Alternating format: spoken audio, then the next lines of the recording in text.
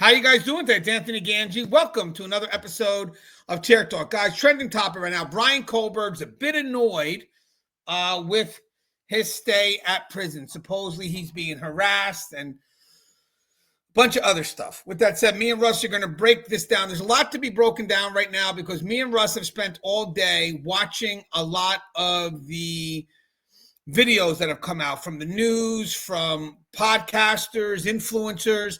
And yes, guys, there is always, of course, some good information out there, but there's also some bad information, sadly. With that said, me and Russ are going to try to give you a real good perspective from people that work in the system, which I think people should be going to, if that makes sense. There's a video. I like this reporter. He's from News Nation. His name is Brian Enton. He's been covering Kohberger for a while. He's been really doing some good reporting details, and now he's following up with the prison stay. And I thought we could kind of watch this video, but break it down as we go. Good little shout out to his channel, guys. Please check it out if you want to see the video in its entirety, uninterrupted. But I kind of want to just show the video. We're going to make a couple of stops along the way. Now, granted, there are certain things he says that I don't agree with. But we can always have a respectful disagreement because that's how you grow. So know that if we don't agree with something, it's not out of disrespect because we respect the work that's being done, but rather there is another perspective that isn't being seen that we would like to add. And that perspective comes from our experience. But it's going to be a good dialogue. We're going to break into, can he be harassed? I mean, he's supposed to be in a unit where inmates can't get to him. So what's happening? And there's another interview going on with a former inmate that seems to pretty much always get airtime. If you guys watch the videos, again, I'm not going to badmouth him as much, but you got to start watching the videos from the professionals that do the job as well. Keep things balanced. I'm not going to say one perspective is not needed. All perspectives are always needed so you can go ahead and get your information, but you got to be careful if you're not balancing perspectives out, because you're going to wind up getting taken down the wrong path. That's all I'm saying. Let me get Russ. What up, Russ? Good evening, Anthony. How's it going, sir? Good, Russ. So even though it's only a 16-minute video, there is going to be a couple of stops in here that I think we're going to have some fun talking about. I also got some information from people that work at this facility that was able to give me a little bit more specifics that I think through our experience we could really paint people with paint a really good picture. But again, we're going to try to provide all perspectives fairly. But I've been watching this all day and I'm a little riled. Usually we don't do videos today, but I wanted to get ahead of it because the funny thing is whoever says it first always seems to be the people they believe is truth. And then the truth has to come out afterwards and challenge what people think is true. So I wanted to jump on this quick before everything else sets in. So for people that follow the channel, thank you. But we're going to give you a very good look at this. There's some stuff here that you may not have known before, but we're going to give you a good understanding of the prison environment today, especially in relationship to Kohberger. And I'm sure everybody's aware of Kohberger. He's involved in the 4 killings in Idaho. No need to revisit that. If you guys want to look him up, Bryan Kohberger. Check out, we'll give you what he's about. Right now, I just want to focus on this part of the prison setting. So just so you know, Russ, you know me, I have years in the business, both as custody line, prison management. Russ, to be real quick, has worked also in corrections, officer sergeant, worked at some of the toughest facilities in the country, including San Quentin, born and raised CDCR, and now is on the rehabilitative side, author of a book called... I know what it is. My mind just went blank. I kind of speed up. Killing complacency. Killing complacency. What is going on? Tactical awareness for correctional professionals. There it is, guys. The reason why I'm speeding through the intro is because I want to kind of get through it. So right now, I just wanted to quickly talk about our experience. So again, I'm going to show you a video. Russ hasn't seen it yet.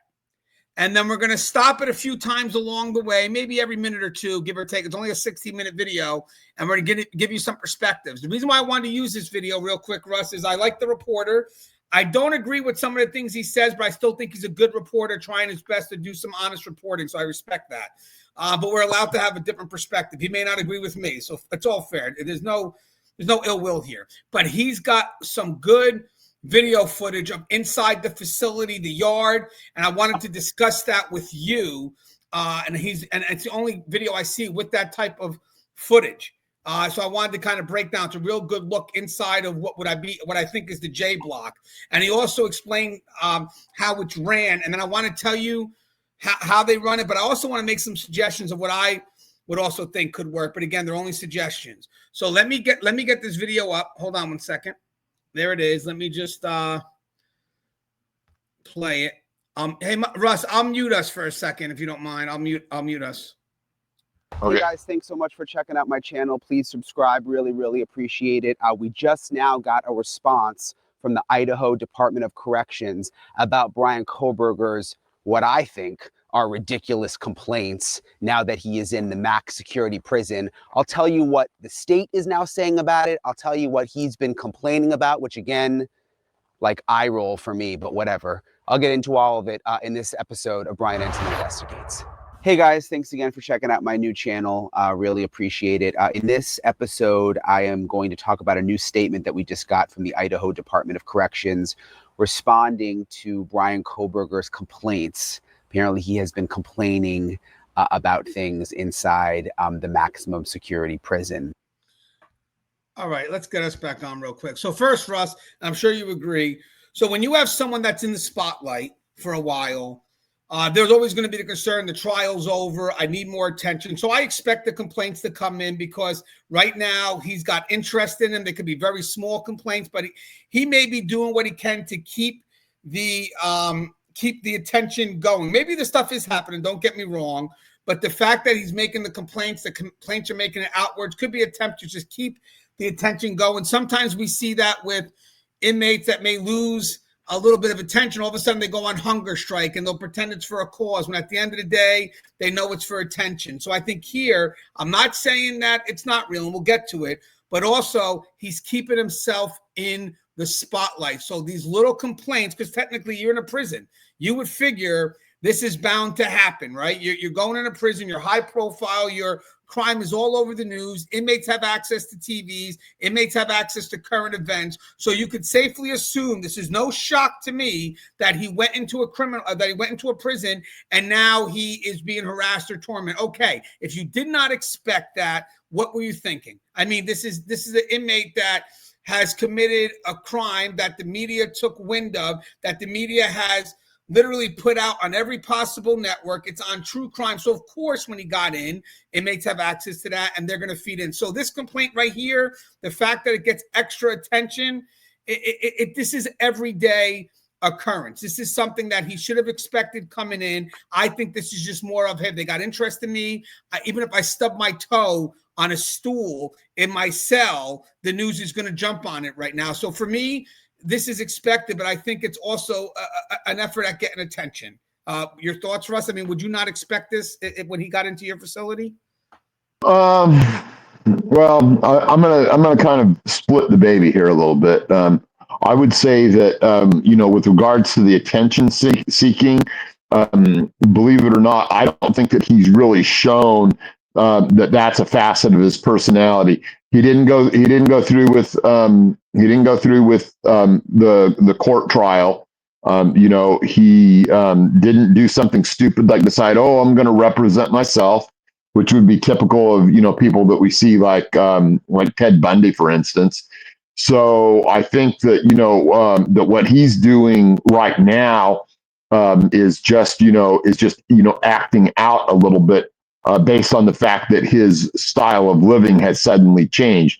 He went from, a small county jail to suddenly the state prison. And even though everything in Idaho tends to be pretty scaled down compared to like what I'm used to or you're used to, it still just doesn't suit him.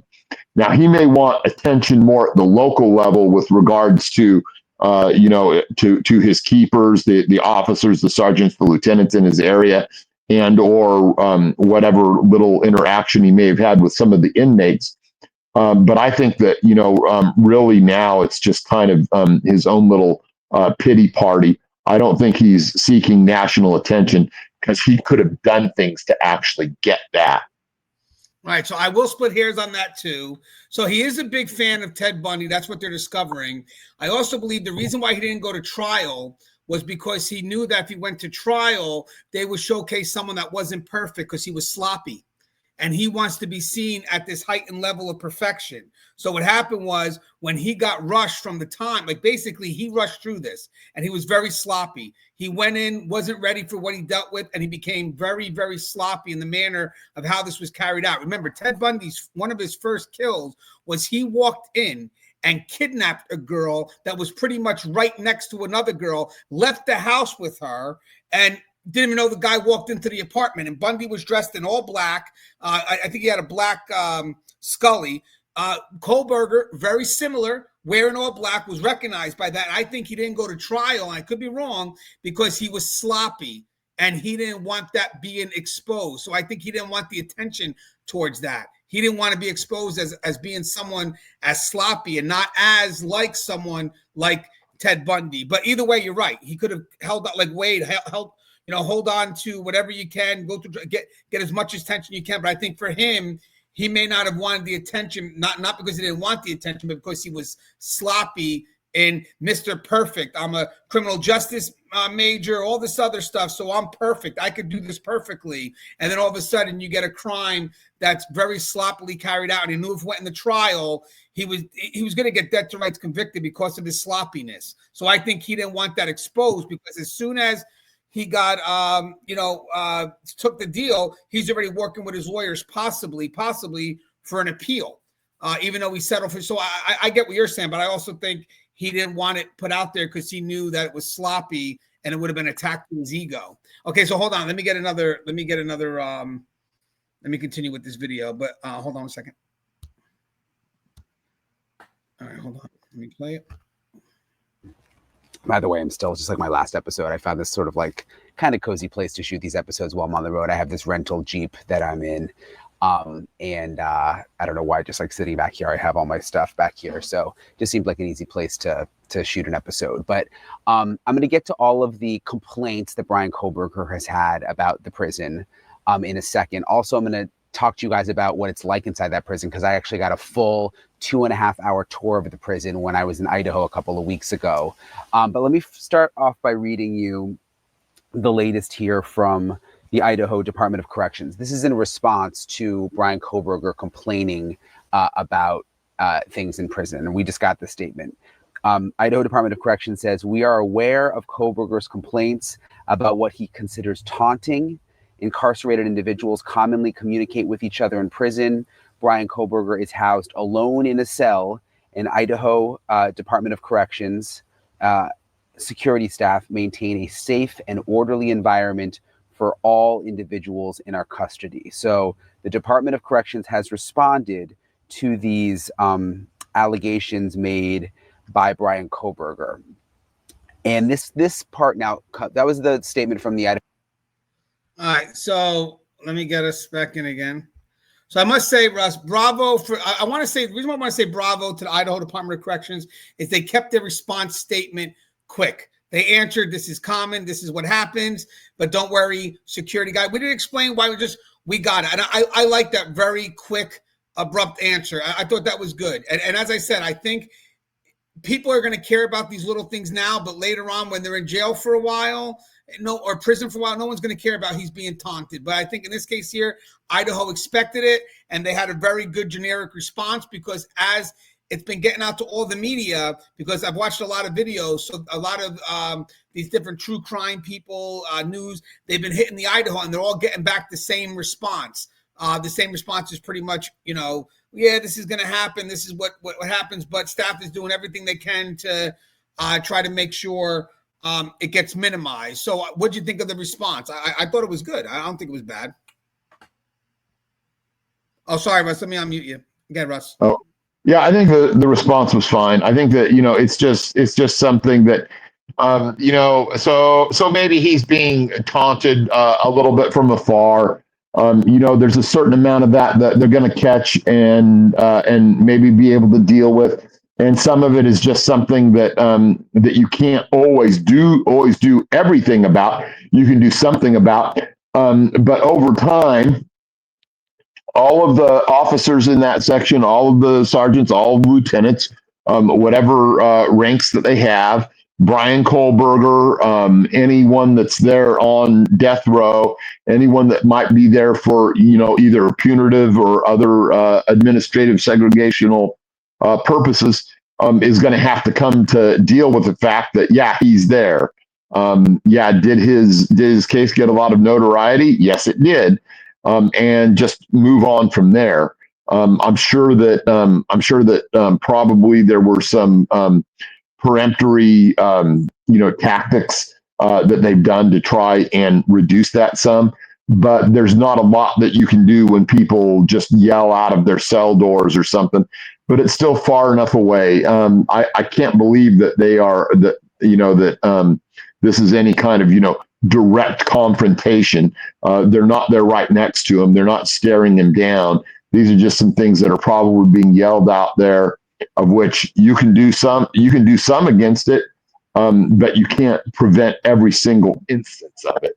At least that's what I believe to be the case right at this time, from what I've seen so far.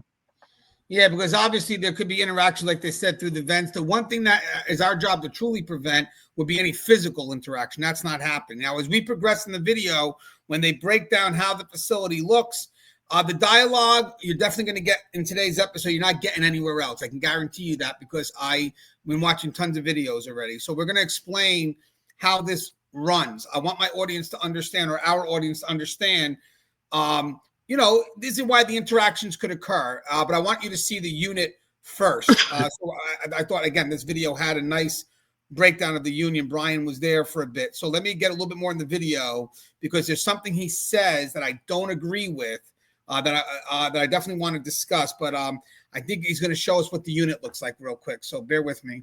I'm going to play it again. I'm going to mute us again, Russ, so bear with me. And Russ, if I forget, would you mind unmuting yourself when we come back? Yeah, I got it.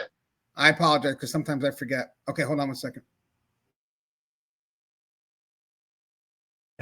Responded to these allegations made by Bryan Kohberger. And this part now, that was the statement from the Idaho Department of Corrections that I received. This reporting comes from the Daily Mail. They are the ones who have been reporting through sources that Bryan Kohberger has had issues in prison. And what they're saying is inmate number 163214, that's his inmate number, is having a far from smooth sailing experience in prison, that he's been relentlessly tormented by his new jailmates who are shouting through the vents into his cell at all hours of the day. They say that it is rattling Kohberger, driving him crazy. The inmates are tormenting him at night at almost all hours of the day, taunting him through the vents in his cell. They're literally getting up into the grate and yelling at him. The inmates are taking turns doing it. It is relentless. That's what the Daily Mail is reporting, that Kohberger is extremely annoyed and frustrated. He's complaining to authorities that he cannot sleep because of it.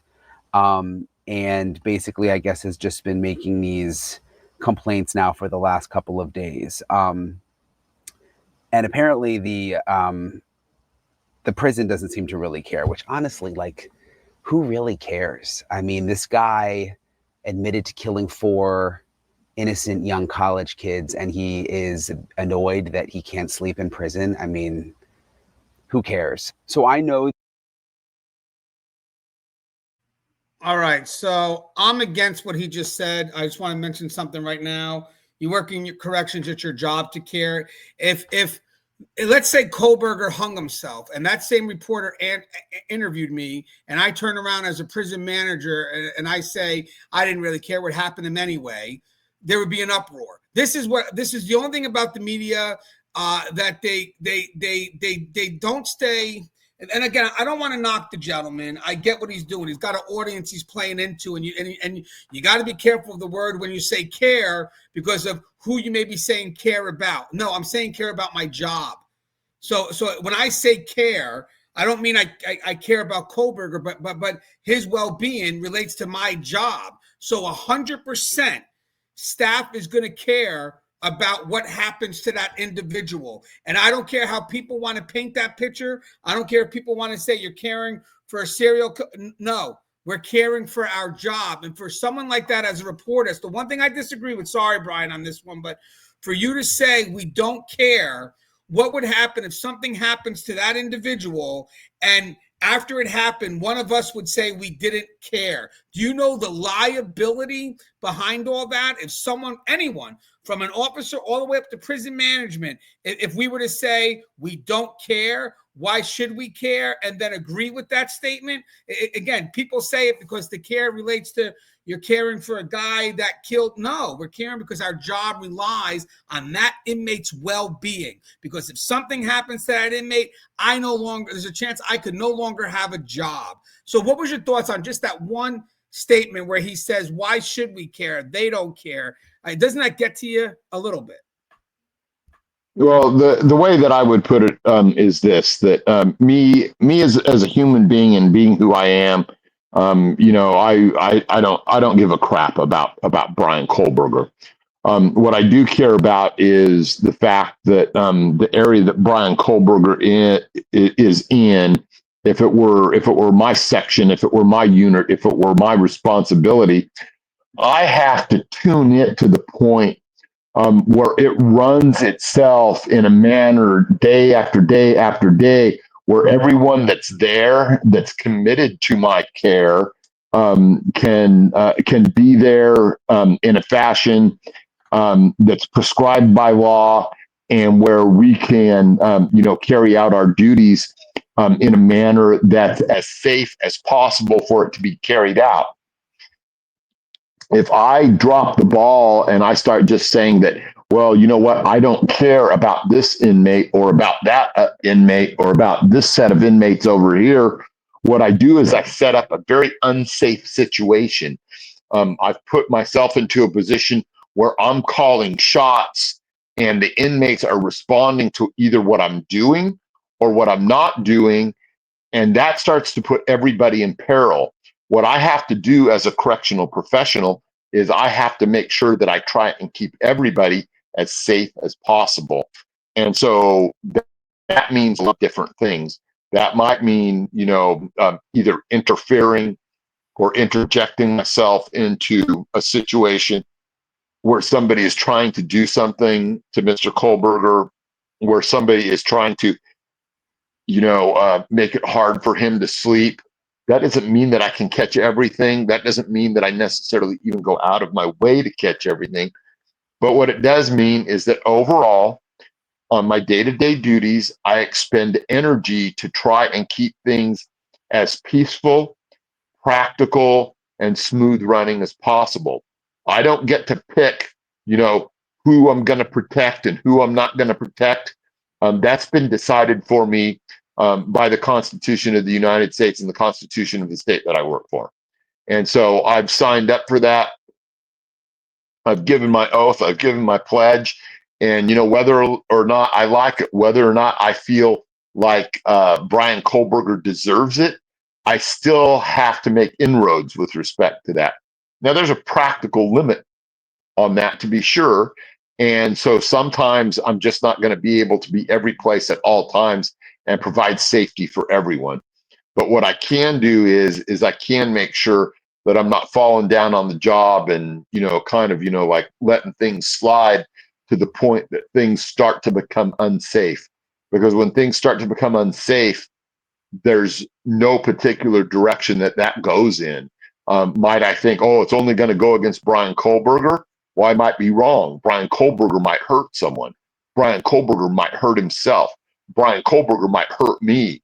Some other inmates might get upset with me because of what's going on with Bryan Kohberger, and they might come after me.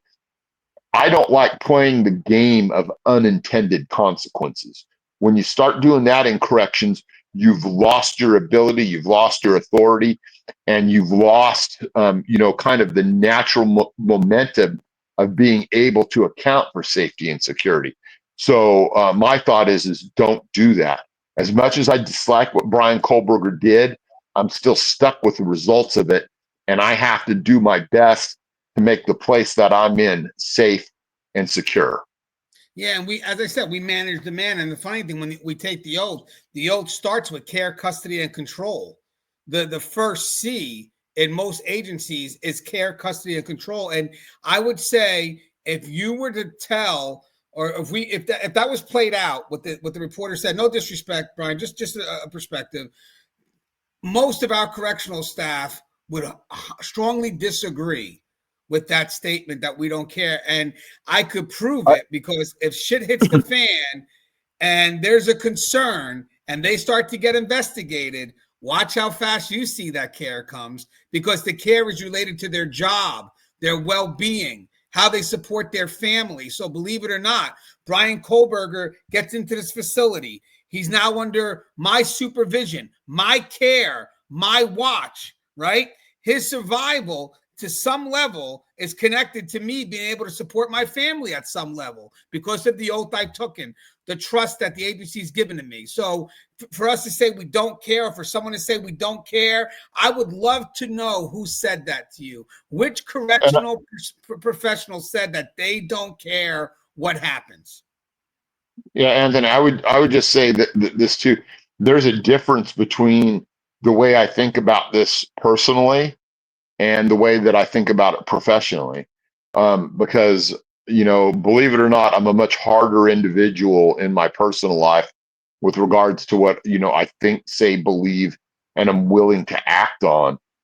Within my professional life, I have put aside some of those feelings, thoughts, behaviors, and actions in order to serve what I said my stated goal was. My stated goal, of course, is my oath. The oath to the Constitution, the oath to the Constitution of the state I serve, and or any other oaths with regards to what we do professionally.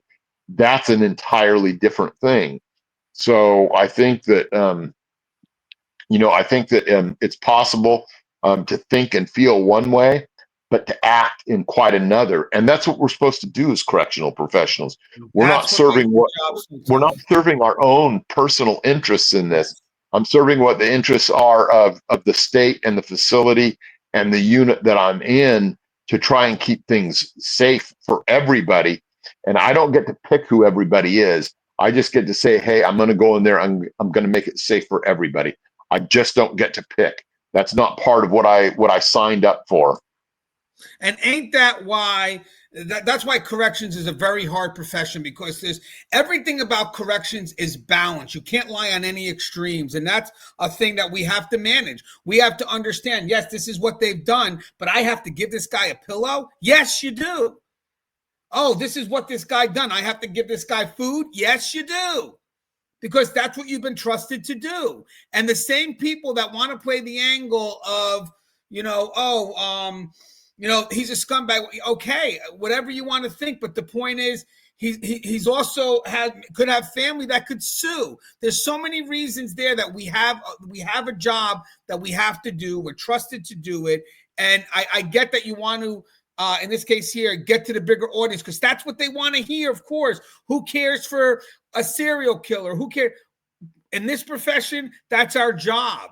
And that's what we have to do. And that doesn't mean we agree with what they've done. That's why our job is hard, because we don't agree. But we've been trusted to keep that person as best we can alive and safe. All right. So, and as I said, it gets upset. Only the reason why it gets me really upset is because the same people that say this to please their audience will then be the same people who come at you when something does happen and they got you for saying that statement. Yeah. Can I go off on a little tangent right here, Anthony? I think that, if you look at things, I could have been that guy behind the scenes, pulling levers, deciding that I didn't care, letting things happen, turning away from it, and really, just letting a snowball effect take place with regards to, whose safety is impinged, and hey, just let it ride, we'll see. So there's going to be a stabbing, so there's going to be a fight, and just, let it go, let it roll. And then you start doing that, and then you start, shortcutting other corners, and you start doing other things, and then pretty soon you're in a back room with with a few other officers, And the next thing you know, inmate Robert Brooks rolls in, and then you just decide, hey, you know what? This guy needs to know what this place is all about. And you've colored yourself to such a point, to such a direction, that you forgot about your oath. You're no longer acting or reacting to it. And you've just decided that you're going to take the place of judge, jury, and in that case, executioner. And then what do you have left? You don't have anything. You end up being, charged and going to prison yourself. And you're no longer to act in the best interest of not only your state, your nation, and your facility, but you're no longer able to act in the best interest of your family. So it's a slippery slope if you want to let it be that. I was never one to let it be that, because I wanted to let the oath do what it was supposed to do, and then be okay with what I did on a day-to-day basis. And so if you go down that road, you know what, you might make it through an entire career, and it might be okay, and you might be able to get away with certain things, but who's to say that that's going to be every day? And that still doesn't make it right. Yeah, and the funny thing is, in case you guys aren't familiar, Robert Brooks is a case out of New York where multiple officers and correctional staff are being charged right now in the court system. I think one already pleaded guilty for the killing of that inmate. Now, that's when people don't care for their job, and that's the outcome. And what does the public want? They want justice for those officers, because those officers didn't care. Yeah, and it's funny. When did justice become subjective?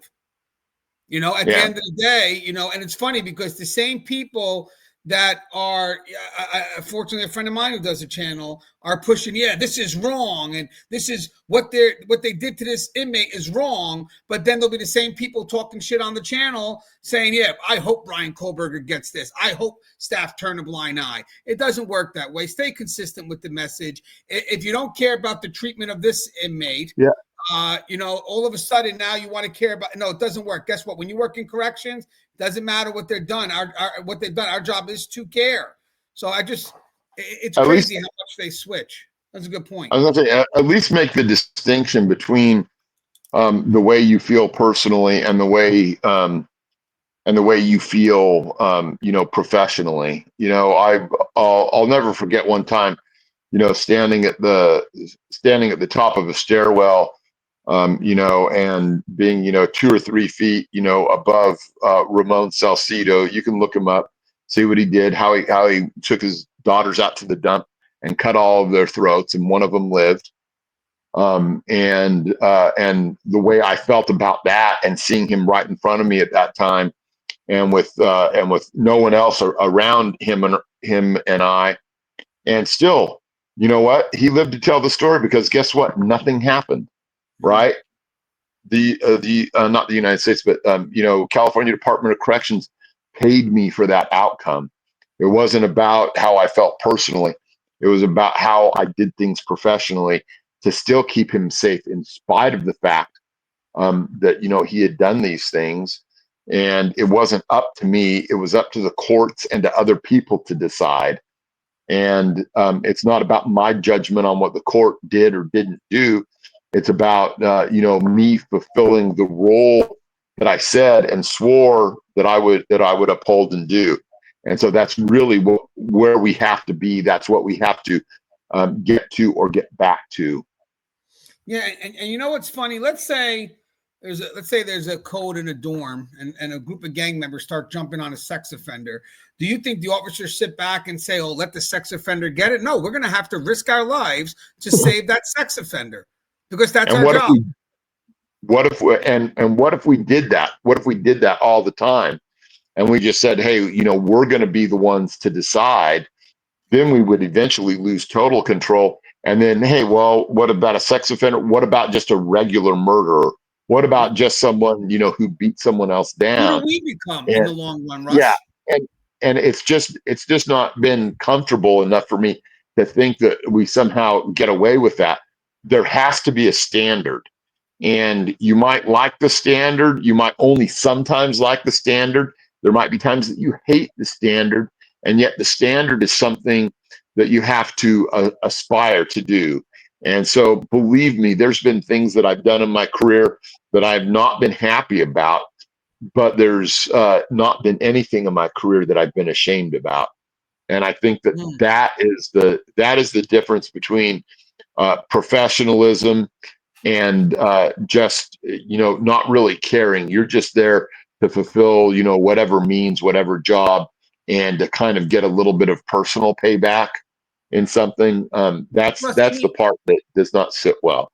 Imagine, everybody has it. Not that we do it for these reasons, but there is a reason.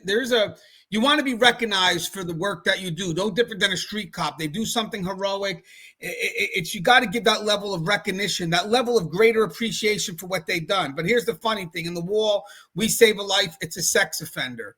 Where's the recognition in that? Where's the chance to be? We're not, because at the end of the day, people are like, well, you know what? He was just a sex offender, but I risked my life. That was my job. I risked my life to save that life. So everybody, yeah, I know it's a crime, but my job was to save that person. I went in there and I went ahead and I saved that. And you know what the funny, a lot of the appreciation and recognitions on stuff like this usually happens behind closed doors, or should happen through the agency. Because at the end of the day, this is how messed up the public is. We have a lot of officers right now every day saving the lives of people that the public have done away with. And I get it, for right reasons. That's why they're here.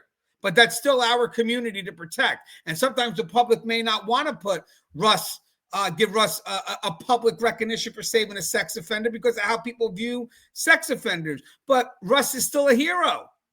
Russ still risked his life, no different than someone on the streets. Where's Russ shared recognition? Why? Because of the person he chose to save? We don't choose that.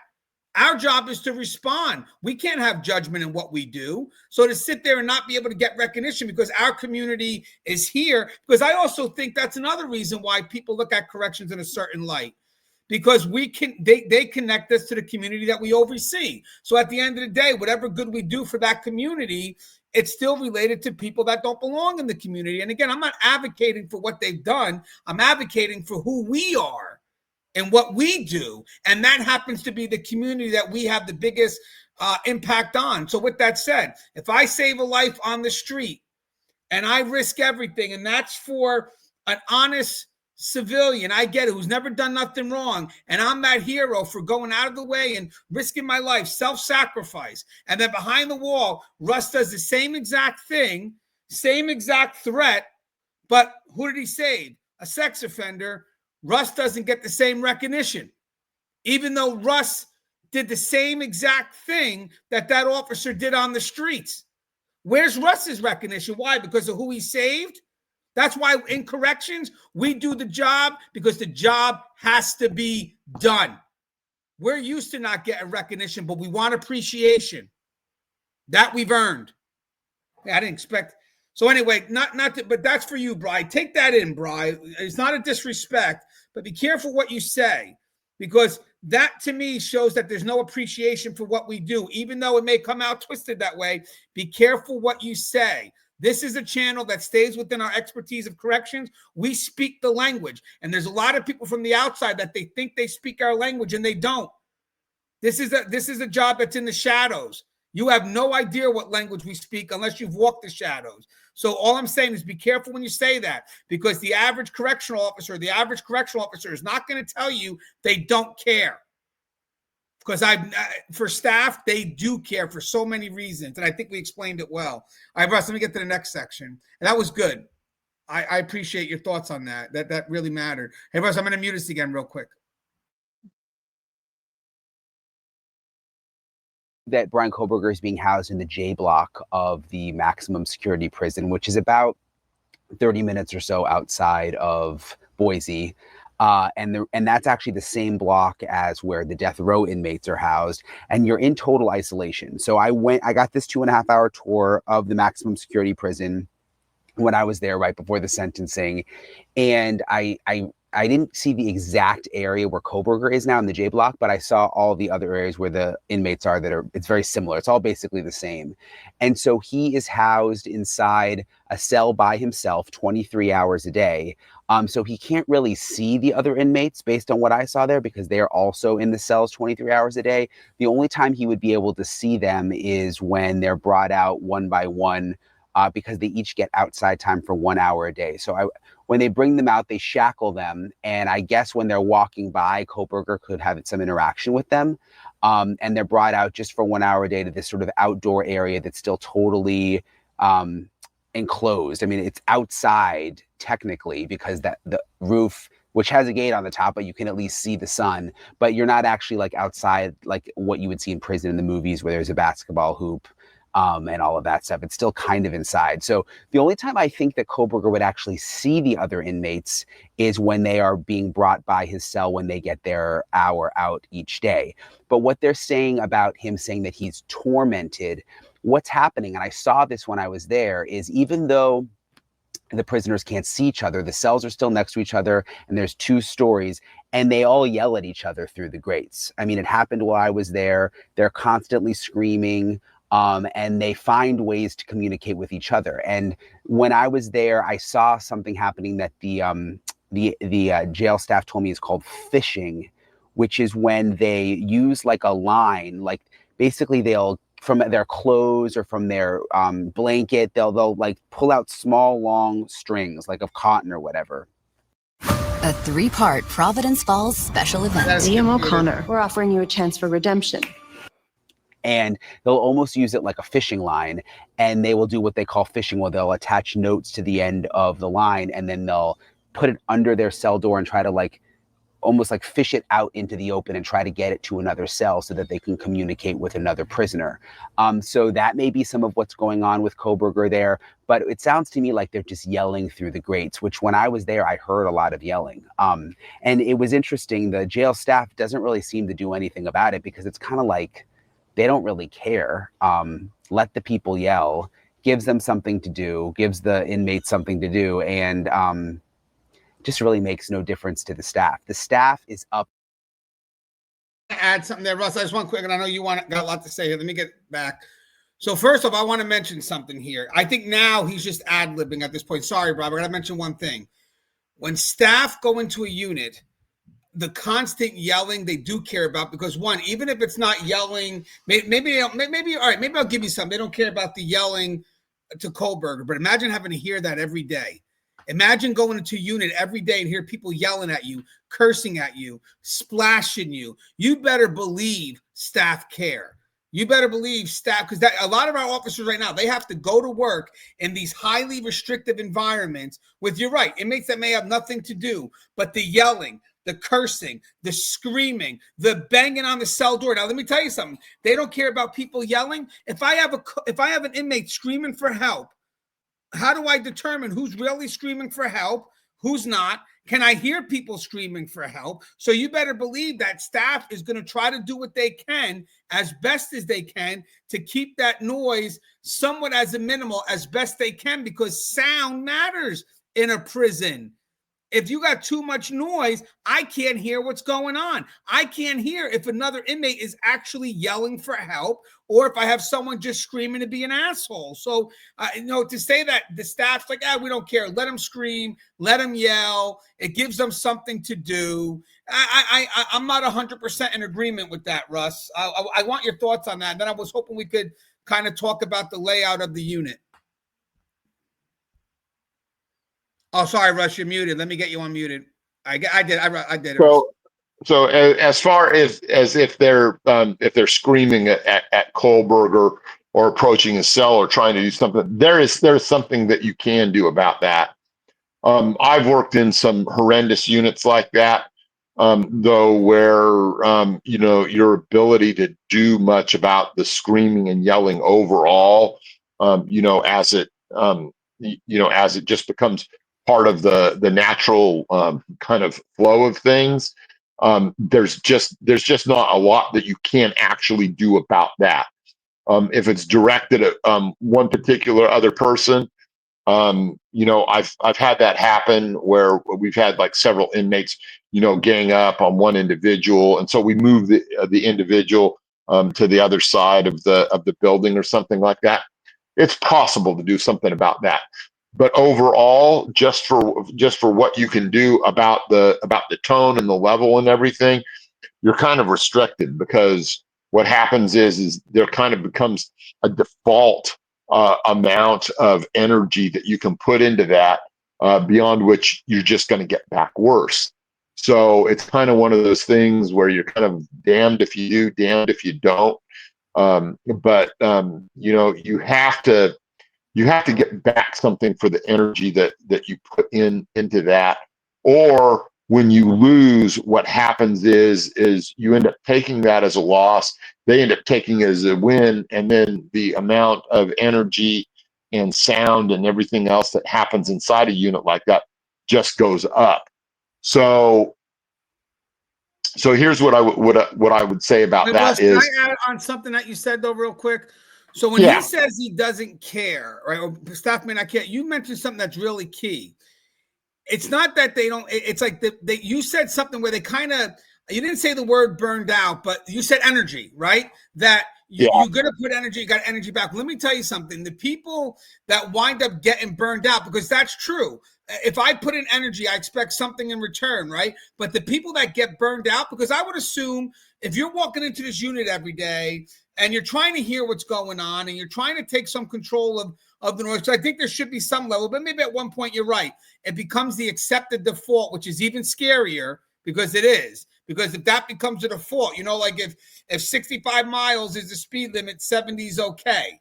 And then, all right, well, 70 is the default, then 75 is okay. So I think what happens here is the people that get burned out is what we're kind of talking about here, are the people that care too much. yeah. You know, that care too There's a much. lot.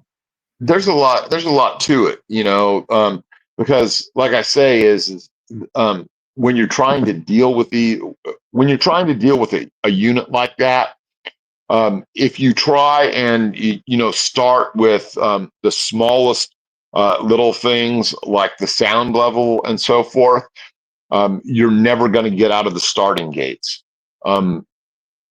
You know, I don't know, you know, a lot of people out there, they may not be able to imagine what it's like to deal with people that are, you know, really mentally edged out like that. Yeah, but I Russ, had, but my question here was this.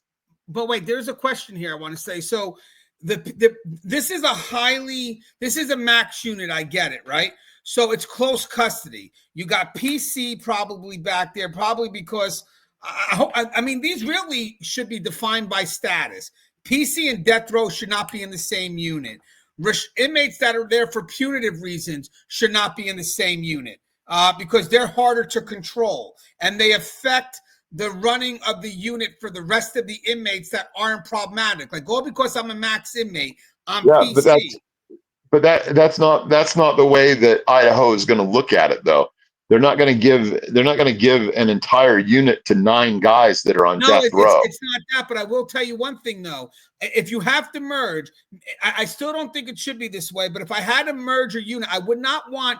I don't know if this is the case here. I would not want inmates that are punitive inmates, therefore, because for behavioral issues, mixed in with inmates that are just death row and PC, because technically they may have done what they've done, but are they behavioral problems inside the facility? No. Then why are they being put next to inmates that are? Because now the problem is, you're right. It gets harder for me to control that unit because you're giving me the most problematic ones. But like for a guy that is in PC, who, yes, he done what he's done, I get it. But if he's in there for PC, but technically he's a non-problematic inmate at this point, I really shouldn't have them mixed in with the more behavioral problematic, because you're right. I may not be able to control them because they have nothing to lose. I have no leverage. Yeah, but a guy like Kohberger is going to score out in the same way that a death row guy does. Right. So I agree with that, Russ. So I think that if you want to merge the status, which I don't agree, but if you had to, let's say I had limited spacing, because I've worked in this type of facility before. If I had limited spacing, what I would do is, if I had to merge death row and PC, I'd still separate them because it is a isolated unit. I'm not going to say solitary confinement because it's not solitary confinement, but it is an isolated unit, and I can manage them because it is about management of the inmate. I can manage them accordingly, keep them away, and still give them what they're supposed to get, because technically these guys would be getting as much as you can, as close to what GP gets. The restrictive housing unit inmates, the guys that are there because they're punitive behavior, don't get all those things. They shouldn't, because they have they've been written up. They've had behavioral charges. So when you start putting them into a housing unit, because technically that's what it is, when you start mixing them with the non-problematic inmates, I can't help those other inmates because at the end of the day, the problematic ones are taking all my attention. I want to give one example here, Russ. If I got, let's say I had, in this case here, they're not sharing cells. Let me think of another scenario, because let me give you this one scenario. It doesn't relate to this, but let me give you this one scenario. But it kind of relates to this. Let's say I had two inmates in the same cell. Now, granted, guys, just bear with me. I'm going to venture off here real quick. If I had two inmates in the same cell, right, and I go ahead and I'm delivering mess. Now, this is a highly restrictive close custody unit, whatever. So we're going through all the protocols, right? I don't open up the food port until the inmate's towards the wall. Whole procedure, possibly on his knees, however the procedure is, but enough basically where I have time to react if I have to close it immediately, right? So let's say there's two inmates in a cell, right? And I got one inmate's problematic, the other one isn't, right? So the one inmate who I want to feed is respecting the rules. He's laying on the bunk, doing what he's got to do, face down, or in the back of the cell. He wants to get fed. But his cellmate, he's being an ass. He's not listening. He's hugging the food port, not paying attention to any directive. So technically, I could say, hey, I went to go offer this guy food, document it, but inmate refused order. So at this point, I couldn't feed the inmate. But I still got to worry about the cellmate. The cellmate in that area hasn't done anything wrong. That individual is supposed to be fed. So if you take this on kind of like on the same type of scale, if I got these restrictive inmates that are acting like assholes, that are being whatever it is, scream whatever it is, and it's affecting me dealing with the inmates that are non-problematic, the inmates that are non-problematic are eventually going to get a lawsuit there. Because at the end of the day, they're not responsible for what these other inmates are doing. That's why I may be able to justify, hey, you didn't go out for showers today because, you were not listening, blah, blah, blah. But his cellmate was. Or this side of the unit is a GP unit, but we couldn't run showers because this side of the unit was not being able to be managed. Well, I haven't done nothing wrong. So when the case goes to courts, what happens? They look at it individually. I don't care if this guy was problematic or not, and you couldn't open the unit for safety and securities. My client did nothing wrong. So I know it's a close custody unit, but I think the PC and the death row, if you have to merge, you don't put them in a unit that also has the inmates that are harder to manage, because at the end of the day, there's no leverage. Like if the death row inmate or another PC inmate was a problem, I could address it. I got leverage. I could take their TV. I could do things because death row inmates, they got stuff to lose. They got a life that they're accustomed to. I'll take your TV. I'll take stuff from you. I'll get some control. You want to be stupid? I'll take some stuff. I'll take your tablet away. But when you got the same inmates that are screaming and yelling, but they're punitive inmates that don't have nothing to take away, then I have no level of control. So my big thing is what you said, just on a bigger scale. If you knew that Kohberger was being picked on, you said you would move him to another area. Why? You would move him away from the more problematic inmates. My question is, if Kohberger is not a problematic inmate, and he's only there for PC, but he is close custody, and death row, they're not a problematic inmate, but they're only there because of their status and maybe the danger, then why are they in areas with those highly problematic inmates? Because that's two types of managements that are not supposed to be mixed in. Also, for inmates that have greater privileges, they shouldn't be in a unit with inmates with lesser privileges. Okay, Russ. Sorry, there's a lot there, but I hope you see where I'm coming from. Well, there's a lot there, but we haven't even established that Kohberger is necessarily knows even what's going on. He's claiming that he's being targeted, but we don't know. But what I'm saying about this is they are condensing things down because they're a smaller unit. I can give you on an even smaller scale, what I see at the county jail, that I deal with are inmates that are put together, and it's not congregate living, but there's some of them that come out at certain times and some that come out at other times, and the jail just doesn't have enough room to spread out and say, oh, we're going to keep all these guys as far away from each other as they need to be. When you, it's one thing to try and do that when you are a big facility, when you are a big department, when you are a big unit. It's another thing to try and do it when you are a small department, small facility, small unit. And so what they're trying to do, I completely understand because I deal with it, on a daily basis. They just don't have the way to spread that out and to try and take, everybody's special concerns under advisement. It's just not the way it works for something like that. Because when I had, well, let me give you an idea of. But let me give you an idea of the scale of like death row, right? Where we would run, 100 to 150 inmates out at a time for yard. They don't even have that many inmates on even a single tier. So it's one of those things where they're just not left with the luxury of having a bunch of empty cells and a smaller unit.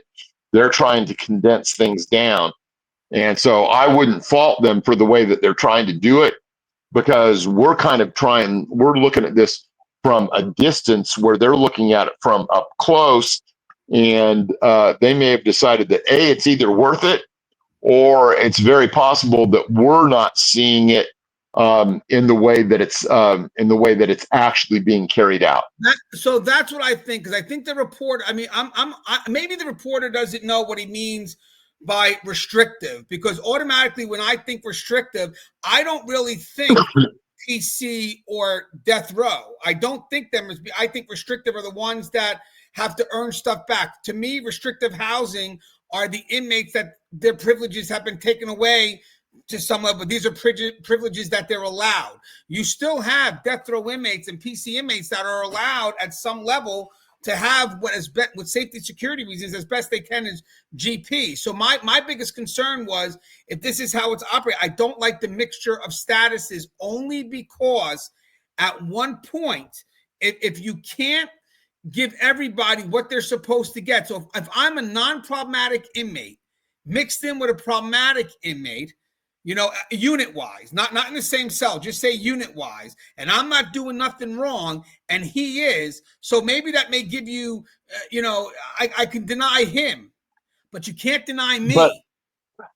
But see, these you got to understand that these larger units, for instance, get broke down into subsections a lot of time. I know that's not what we're used to dealing with, but they'll often have like, okay, so these 10 cells over here are going to do this, and the 10 on the bottom are going to do that, and the ones on the other side, this looked a little bit like a 270 unit to me, and these ones on the other side will be purposed for something else, and we'll have maybe some runners and some fencing of some kind. They have to multi-purpose this stuff. They're not able to just say, hey, all 270 guys that we're going to have in here are going to be an XYZ type of inmate, because they just have a little bit of each, and that's all they're left to deal with. Right, but you would have to make sure that somewhere along the line the privileges are the same, because it also becomes a bit tougher for even custody to handle. Because as you said, I if I had to protect Kohberger, I'm going to have to move them, right? Because again, the restrictive unit inmates, they are a little bit tougher to handle. There should be a level process with them for the most part where they earn their privileges. So restrictive is actually restorative, right? I mean, the stuff's been taken away. They got to get the stuff back, right? So they got to earn it. So that gives staff leverage. That's how they can control them. But it's still hard because these inmates are tougher to manage. Now, the problem is when staff says, well, I can't do anything for Kohberger, to me, that is a bit of a problem. Again, I'm not inmate loving here. Just hear me out, just for the audience here, etc. That is a problem because Kohberger hasn't violated anything. So now Kohberger is not a punitive inmate, but yet he's being treated like he's a punitive inmate. Granted, he did what he did. I'm not minimizing any of that, but just bear with me in prison terms here. This is not to you, Russ. Of course, you speak prison. This is for the public. He's not punitive. So now I'm treating him like a punitive inmate because he's in a unit. Because I'll give you an example, Russ. If I have a PC inmate and I have a death row inmate, a multi-purpose unit, and I have a restrictive unit, right? The classification of that unit in general is going to go by the most restrictive side of that unit. So technically, even though I have PC and death row here, the unit is still going to be a restrictive unit because it's restrictive because of the RHU inmates. Where technically it shouldn't be that way. It should be restrictive. That's these guys. Death row and PC, fine, but you know, if you have limited space, put them together. But I don't want punitive inmates mixed in with death row. But now if they get in trouble, then they can get managed in the punitive side. Maybe even a special section for them to be managed in. But you cannot, in the same unit for officers, to have to try to manage non-problematic PC death row inmates and at the same time try to manage restrictive, because this side is going to get your attention a lot more than this side. And the problem is if I have an inmate that's non-problematic and something happens to him, hanging himself up, because these guys are in close custody, also because you got to watch them. They're on death row. Don't want the guy hanging himself. They're on PC. They're alone all day. Don't want them hanging himself. But then you put them in a unit where I got fucking inmates acting like assholes all day, where my attention has to go to them. So now if this guy hangs himself or this guy does something foolish, my attention's diverted because my most of my attention are going to the people that are seeking the attention. I can't have that. It's a distraction for me. They cannot be in the same unit because it's like there's jails that actually have intake and constant watches done by the same officer. You know, the officer's in charge of an intake and then has 15-minute constant watches they have to keep track of. You know, it's distraction. How do you expect me to keep my eyes on a guy that just got here, PC, and at the same time I got this guy acting like a fool, yelling, screaming? The two inmates do not mix because it's diverting attention. It really is. I cannot pay attention to these inmates. But that's the nature of smaller facilities. Okay, it could be, but I just want to put it out there, regardless of the nature or not. If the right lawsuit comes in and you have the right lawyer, that nature is going to change. Whatever. Yeah, but what I'm saying is when you see it in action, you wouldn't think that it would work, but it generally does. Russ, I've worked in areas it doesn't work. I've been familiar where the units have been shared by status. Well, I'm just saying that I've worked in much smaller facilities than I started in. Yeah, but Russ, remember now we have a lot less. It's a different animal.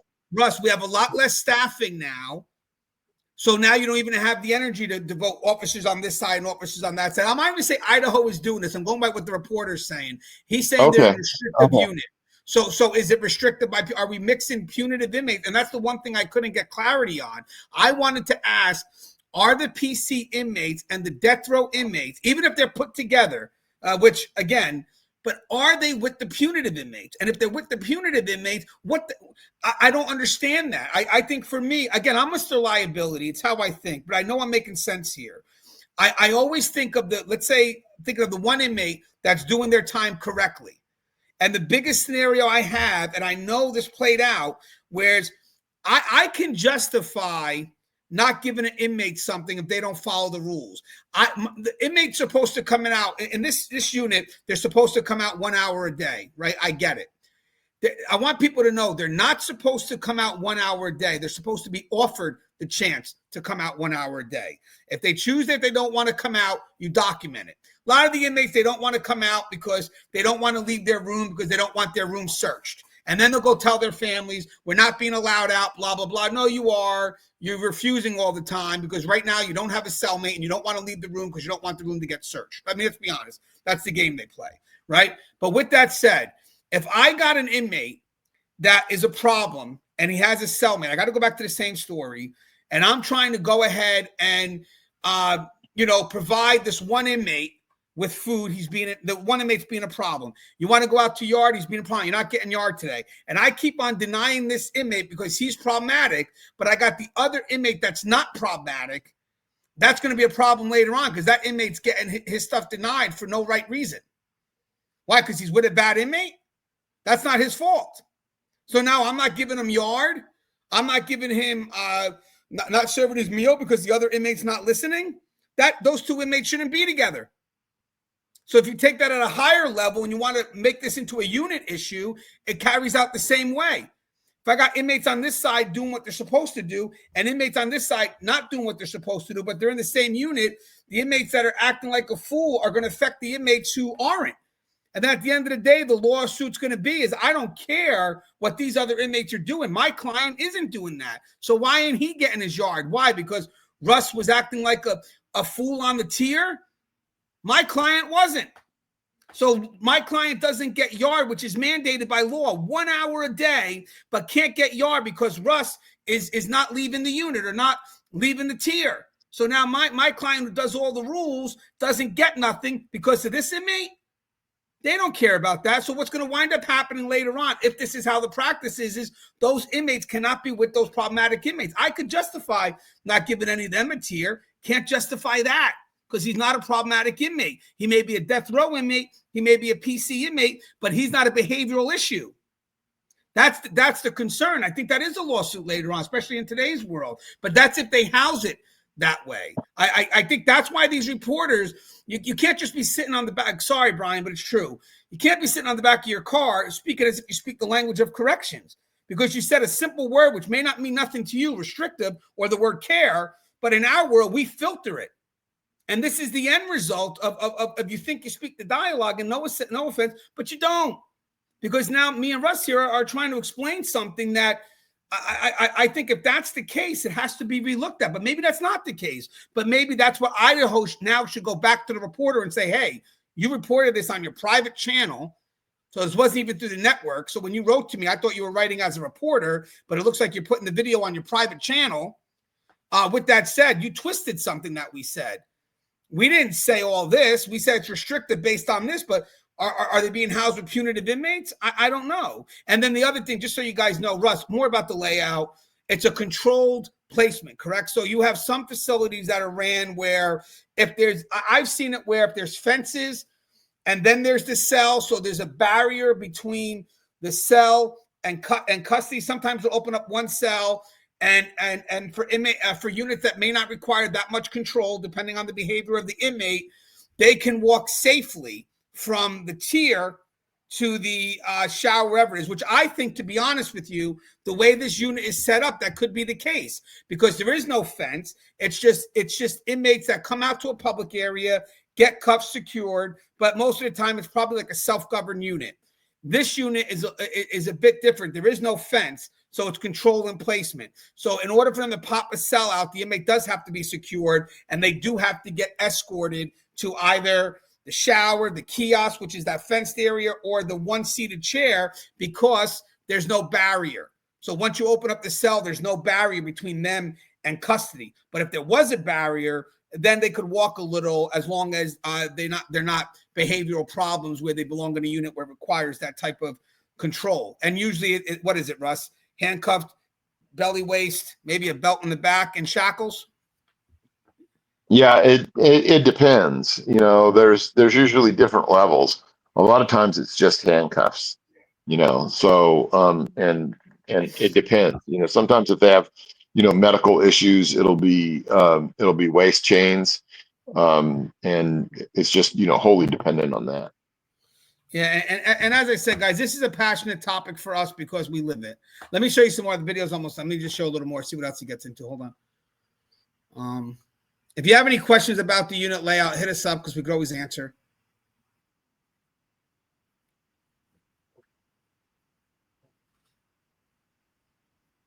when they're not down there, it's not like the yelling would really annoy them or anything like that, because they're up in the pod, sort of in the control center. So they just let the yelling happen. They let the fishing happen, which we got on video. If you look closely here. And I'm assuming that's what's annoying Kohberger.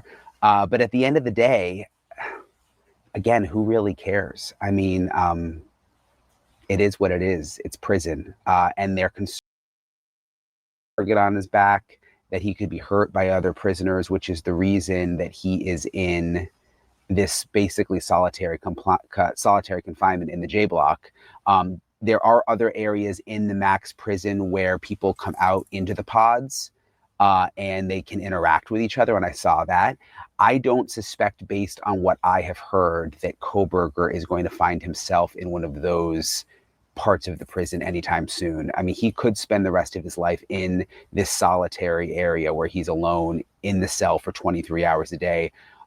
Mostly because, again, they're concerned that he has a target on his back and that he could end up being injured.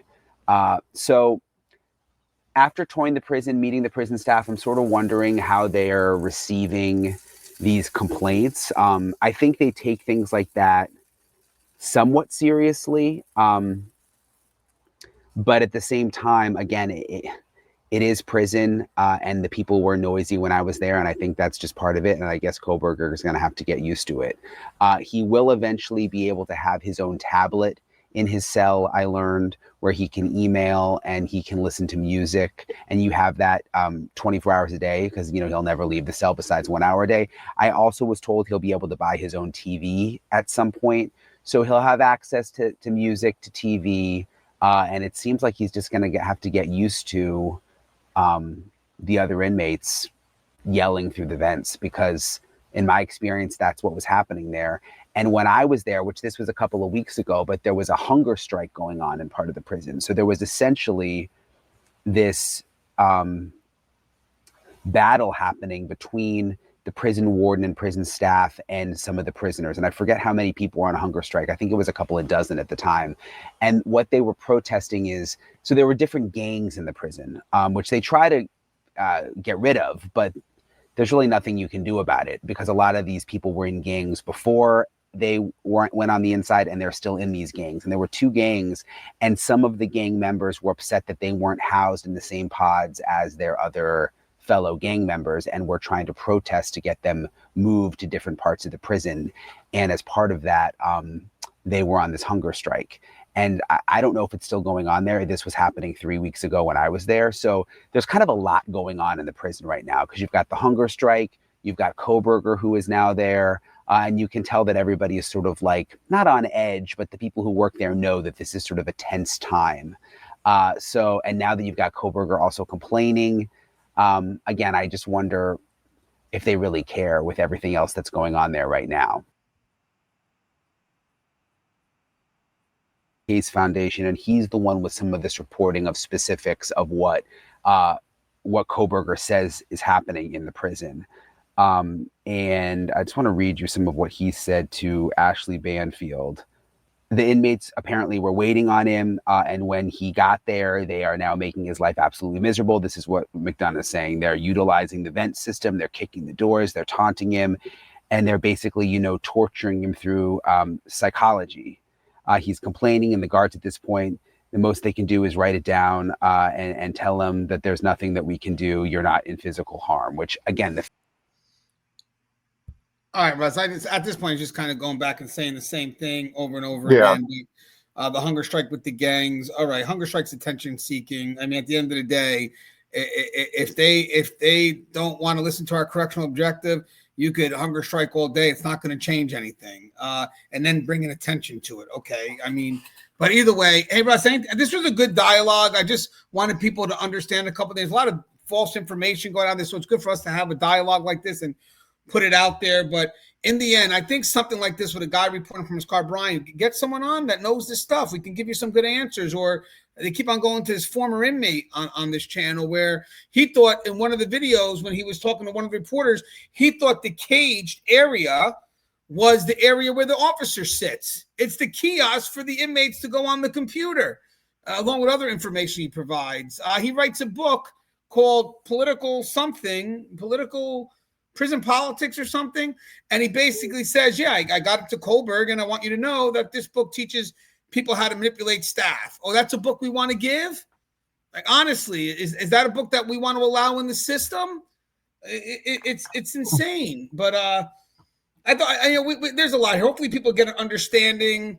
Again, we talk, it may sound like a bit complex, but we try to figure it out as we go along. But again, I just wanted to put out something out there that hopefully has some relevance, so a few people could look at it from the outside and get an understanding of. It's crazy how people think they understand what we do, and that they could just, no disrespect, just talk about the profession like it's a simple turn of the keys. It's not. Like just bring somebody. I mean, if I went ahead and I just started sitting out of my vehicle talking about people of how to do journalism and what's right and what's wrong, they'll be like, "What do you don't work the job? Well, you don't work mine, but yet you feel you could talk about it." I don't get how that world works. Russ, anything like to say in closing? It's good dialogue. I think that when it's all said and done, we kind of like give the benefit of the doubt to, Idaho Department of Corrections. They have a lot of experience. They had a lot of experience that's specific to what they do, which is the thing that really counts, because they're the only ones that actually have, experience to what they specifically do in Idaho. And I think that, they're going to do just fine, providing for Kohberger and everyone else that's in that unit, whether or not there's, condemned prisoners there or not. It's kind of like a dance where everyone needs to know their part. And, when they start talking about, hunger strikes and STGs, gangs, and the gangs, they all want to be together. I think that it's very telling that, Idaho knows that would be a bad idea, because then when a staff member is in trouble with one of them, he's in trouble with all of them. And then you can't run any unit or prison that way. I know I've dealt with problematic gang members my entire career. Even now, where I'm no longer badged and I work for a private company, I have had at least a few very problematic gang members come my way, and they get funneled to me because of the fact that I dealt with them in the past. So just know that I think that this situation is in good hands. Bryan Kohberger is, he's probably overreacting to things. I think everything is probably being fairly well done. I will say that, as a person and a husband and a father and all of that, I couldn't give a rat's ass about Kohberger. As a corrections professional, I would always be there, willing to do whatever I could to make him safe, and that's what the difference is, and that's what people have to understand. Yeah, what I picture is this, guys. I picture Kohberger's been in jail for a bit. Then he comes to the prison. He knows what he's walking into. So I pictured he calls the lawyer, talks to somebody on whatever it is, and just says, "Hey, these inmates are a bit annoying." Then the lawyer tells me, and they got the telephone game. And somewhere along the line, a period becomes an exclamation point, and they run with it as if, "Oh my God, is this great?" No, I mean, guys, we don't know. He could have just vented to his lawyer, but there had to have been some expectation from him, knowing that this is bound to happen. But again, this is also could be for attention. He knows that right now he's got media's attention. I think that could be part of it, because eventually it could all dry out. Who knows? But another thing, as I said, is I don't know how Idaho operates at this level. I think I'm just feeding by what the news reporter said. I guess in general, punitive and non-punitive should not be housed together. To me, if that's what it is, I hope that's not, but that's just a perspective. You're right. Maybe it's managed in a way where the attention is divvied fairly. But as I'm saying, if you're working in a unit where you have behavior that's non-compliant, and then you got behavior that is, and they're in the same unit, There's going to be distractions. And the problem is if someone that's not a problem, something happens, that's going to be an issue. Because my first thing as a lawyer is, why are they put in the same unit if this one has no charges? Because the unit is going to be punitive regardless of what the other two statuses are, because the highest level of restriction determines that unit. So if I have a if I wanted to say, hey, my guy's in PC, why don't you have a PC unit? Oh, well, we put the PC unit with the death row and with the punitive ones. Really? So, okay, death row, but punitive? So why is my client in with punitive inmates? I think that matters, because you can, as I said, even with Russ, I've seen it where it's mixed. And one thing you don't do is you don't put punitive inmates with non-punitive inmates, because there's going to be, I have to say no to you and I can justify it, but I can't say no to you. But this guy's making me say no to you. And that's where the rights become a concern. So I love everybody's thoughts. Just, this is discussion you're not getting on any other channel. I'll tell you that right now. And this discussion is built on care. Let's spell that out. We care. 100% we care. And on that note, everybody stay safe. Love you guys, and see you soon. They support your